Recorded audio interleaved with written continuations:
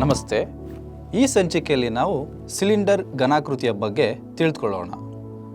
ಈ ಸಂಚಿಕೆಯ ಪ್ರಮುಖ ಉದ್ದೇಶಗಳು ಸಿಲಿಂಡರ್ನ ಪರಿಚಯ ಹಾಗೂ ಅದರ ವಕ್ರ ಮೇಲ್ಮೈ ವಿಸ್ತೀರ್ಣ ಹಾಗೂ ಪೂರ್ಣ ಮೇಲ್ಮೈ ವಿಸ್ತೀರ್ಣ ಮತ್ತು ಅದರ ಘನಫಲವನ್ನು ತಿಳಿದುಕೊಳ್ಳುವುದು.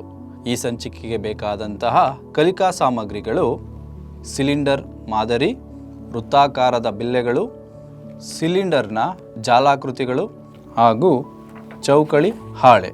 ವಿದ್ಯಾರ್ಥಿಗಳಿಗೆ ಘನಾಕೃತಿಗಳೆಂಬ ಪರಿಕಲ್ಪನೆ ಮೂಡಿದೆ.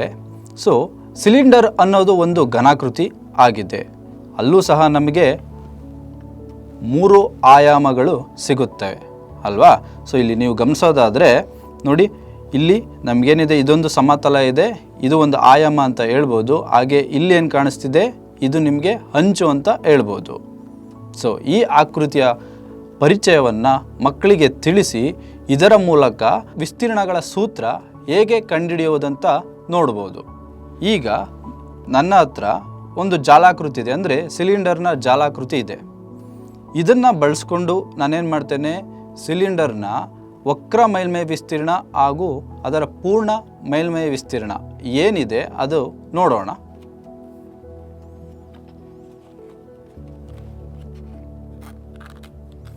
ಈಗ ನೋಡಿ, ನಾನು ಒಂದು ಸಿಲಿಂಡರ್ ಆಕೃತಿಯನ್ನು ರಚನೆ ಮಾಡಿದ್ದೇನೆ ಜಾಲಾಕೃತಿಯನ್ನು ಬಳಸಿ.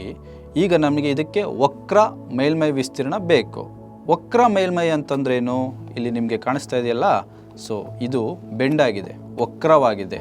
ಹಾಗಾಗಿ ಈ ಜಾಗ ಏನಿದೆ, ಈ ಜಾಗದ ವಿಸ್ತೀರ್ಣವನ್ನು ಕಂಡುಹಿಡಿದ್ರೆ ಅದು ನಮಗೇನಾಗುತ್ತೆ, ವಕ್ರ ಮೇಲ್ಮೈ ವಿಸ್ತೀರ್ಣ ಆಗುತ್ತೆ ಅಲ್ವಾ? ಸೊ ಅದಕ್ಕೆ ಸೂತ್ರ ಏನಾಗ್ಬೋದು ಅದನ್ನು ನಾವೀಗ ಚೆಕ್ ಮಾಡೋಣವೇ.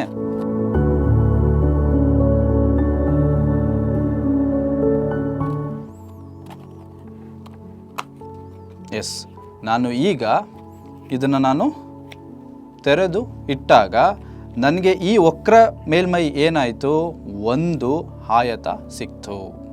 ಸೊ ಹೀಗೆ ನಾನು ಇದನ್ನು ಕ್ಲೋಸ್ ಮಾಡಿದಾಗ ವಕ್ರ ಆಗುತ್ತೆ. ವಕ್ರ ಆದಾಗ ನನಗೆ ಇಲ್ಲೇನು ಕಾಣಿಸ್ತಾ ಇದೆ ನೋಡಿ, ಇಲ್ಲೇನು ಕಾಣಿಸ್ತಾ ಇದೆ ಅದು ಒಂದು ಸರ್ಕಲ್, ಅಂದರೆ ವೃತ್ತ ಅಂತ ಹೇಳ್ಬೋದು. ಇಲ್ಲಿಂದ ಇಲ್ಲಿಗೆ ನಾನು ಇದೊಂದು ಸೀಮಾ ರೇಖೆ ಅಂದರೆ ಏನಿದೆ, ಪರಿಧಿ ಏನಿದೆ, ಇದರ ಸುತ್ತಳತೆಯನ್ನು ಹೇಳೋದಾದರೆ ಪರಿಧಿ ಈಸ್ ಈಕ್ವಲ್ ಟು 2πr ಅಂತ ಹೇಳ್ಬೋದು. ಸೊ ಪರಿಧಿಯ ಸುತ್ತಳತೆಯ ಸೂತ್ರ ಏನಾಗುತ್ತೆ ಅಂದರೆ, ವೃತ್ತದ ಸುತ್ತಳತೆ ಏನಾಗುತ್ತೆ, 2πr ಆಗುತ್ತೆ. ಸೊ ಹಾಗಾಗಿ ನಾವು ಸಿಲಿಂಡರ್ ಆಕೃತಿಯ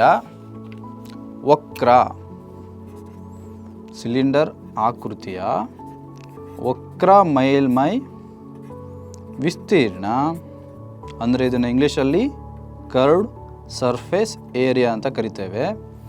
ಸೊ ಇಲ್ಲಿ ನಿಮ್ಗೇನು ಕಾಣಿಸ್ತು, ಒಂದು ಸರ್ಕಂಫರೆನ್ಸ್ ಕಾಣಿಸ್ತು. ಆ ಸರ್ಕಂಫರೆನ್ಸ್ನ ಸೂತ್ರ ಏನು, 2πr. ಜೊತೆಗೆ ನಾನು ಹೀಗೆ ಇಟ್ಟಾಗ ಈ ಸಿಲಿಂಡ್ರದ್ದು ಏನಾಗುತ್ತೆ, ಎತ್ತರ ಸಿಗುತ್ತೆ. ಸೊ ಎತ್ತರವನ್ನು ನಾವು ಹೇಗೆ ರೆಪ್ರೆಸೆಂಟ್ ಮಾಡ್ಬೋದು, ಅದನ್ನು H ಅಕ್ಷರದಲ್ಲಿ ಪ್ರತಿನಿಧಿಸ್ಬೋದು. ಸೊ ಈಗ ಇವೆರಡನ್ನು ಬರೆಯೋದಾದರೆ 2πrh. ಸೊ ಹಾಗಾಗಿ ನಮ್ಮ ವಕ್ರ ಮೇಲ್ಮೈ ವಿಸ್ತೀರ್ಣ ಏನಾಯಿತು, ಈ ಸಿಲಿಂಡರ್ದು 2πrh ಆಗಿದೆ.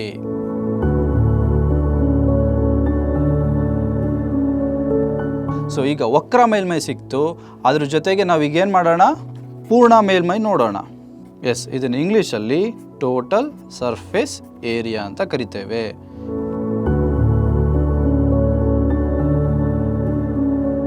ಈಗ ಆಲ್ರೆಡಿ ನಿಮಗೆ ವಕ್ರ ಅಂದರೆ ಗೊತ್ತು, ವಕ್ರದ್ದು ವಿಸ್ತೀರ್ಣವನ್ನು ಕಂಡುಹಿಡ್ದಿದ್ದೀರಾ. ಸೊ ಅದರದ್ದು ವಿಸ್ತೀರ್ಣ ಏನು, 2πrh.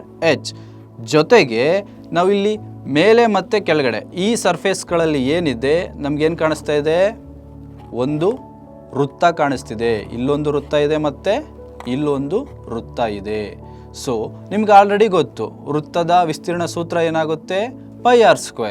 ಸೊ ಇಲ್ಲಿ ಎಷ್ಟು ವೃತ್ತಗಳಿವೆ, 2 ವೃತ್ತಗಳಿವೆ. ಹಾಗಾಗಿ ನಾನು ಇಲ್ಲೇನಂತ ಬರ್ಕೊಳ್ತೇನೆ, 2πr².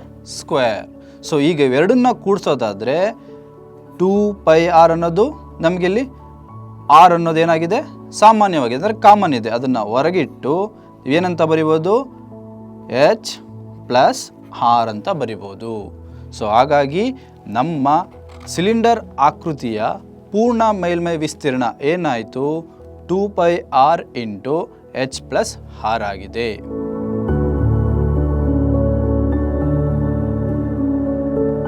ಈಗ ವಿಸ್ತೀರ್ಣಗಳ ಸೂತ್ರ ನೋಡಿದ್ರಿ, ಅದೇ ರೀತಿ ನಾವೇನು ಮಾಡೋಣ, ಘನಫಲವನ್ನು ನೋಡೋಣ.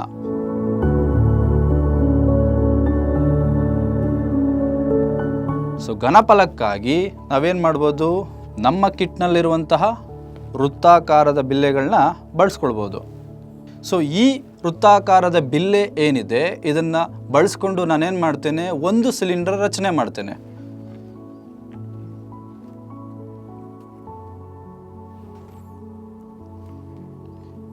ಎಸ್, ಈಗ ನಿಮ್ಗೇನು ಕಾಣಿಸ್ತಾ ಇದೆ, ಒಂದು ಸಿಲಿಂಡರ್ ಆಕೃತಿ ಕಾಣಿಸ್ತಿದೆ. ಸೊ ಇದನ್ನು ಬಳಸ್ಕೊಂಡು ನಾವೇನು ಮಾಡ್ಬೋದು, ಘನಫಲವನ್ನು ಅಂದರೆ ಅದರ ಸೂತ್ರವನ್ನು ಬಿಡಿಸ್ಬೋದು. ಸೊ ಇಲ್ಲಿ ಏನಾಗಿದೆ, ಪಾದ ಇದೆಯಲ್ಲ, ಈ ಸಿಲಿಂಡರ್ನ ಪಾದ ಇದೇನಾಗಿದೆ, ವೃತ್ತಾಕಾರದಲ್ಲಿ ಇದೆ. ಸೊ ಇದನ್ನು ನಾವು ಹೇಗೆ ಅಂತ ಅಳಿಬೋದು, ಎತ್ತರ ಅಂತ ಅಳಿಬೋದು ಅಲ್ವಾ. ಸೊ ಹಾಗಾಗಿ ಇದ್ರ ಘನಫಲ ಏನಾಗುತ್ತೆ, ಅದನ್ನು ಸೂತ್ರದಲ್ಲಿ ಬರೆಯೋದಾದರೆ ಸಿಲಿಂಡರ್ನ ಘನಫಲ ಏನಾಗುತ್ತೆ, ಕೆಳಗಡೆ ಏನಿದೆ ನಮಗೆ ಪಾದದಲ್ಲಿ ಒಂದು ವೃತ್ತ ಇದೆ, ಅದರದ್ದು ವಿಸ್ತೀರ್ಣ ಏನಾಯಿತು, πr² ಆಯಿತು. ಜೊತೆಗೆ ಇದನ್ನು ಎತ್ತರ ಅಂತ ಕನ್ಸಿಡರ್ ಮಾಡಿದ್ರೆ ಅದನ್ನು ನಾವು ಎಚ್ ಅಕ್ಷರದಲ್ಲಿ ಬರೆಯೋಣ. ಹಾಗಾಗಿ ಈ ಸಿಲಿಂಡರ್ನ ಘನಫಲ ಏನಾಯಿತು, πr²h ಆಯಿತು. ಸೊ ಈ ರೀತಿ ಮಕ್ಕಳಿಗೆ ಸಿಲಿಂಡರ್ ಘನಾಕೃತಿಯ ವಿಸ್ತೀರ್ಣಗಳು ಹಾಗೂ ಘನಫಲದ ಸೂತ್ರವನ್ನು ಹೇಗೆ ಬಿಡಿಸಬೇಕು ಅಂತ ಪರಿಚಯ ಮಾಡಿಕೊಡ್ಬೋದು.